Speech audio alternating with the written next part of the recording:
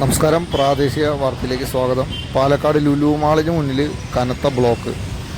കാഴ്ചപ്പുറം മുതൽ ഏകദേശം യാക്കര പാലം വരെ 2-2.5 കിലോമീറ്ററോളം കനത്ത ബ്ലോക്കാണ്. തൃശ്ശൂർ ദിശയിലേക്ക് പോകുന്ന ഭാഗത്താണ്, പാലക്കാട് നിന്നും തൃശ്ശൂർ ദിശയിലേക്ക് പോകുന്ന ഭാഗത്തിലാണ് കനത്ത ബ്ലോക്ക്.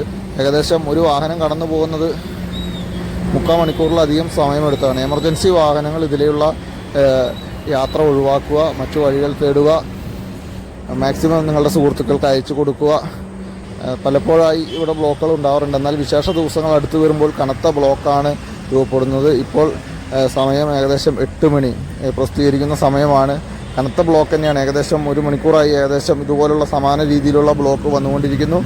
നമ്മുടെ ചാനൽ ഇതുവരെ സബ്സ്ക്രൈബ് ചെയ്യാത്തവരുണ്ടെങ്കിൽ സബ്സ്ക്രൈബ് ചെയ്യുക. മാക്സിമം നിങ്ങളുടെ സുഹൃത്തുക്കൾക്ക് അയച്ചു കൊടുക്കുക.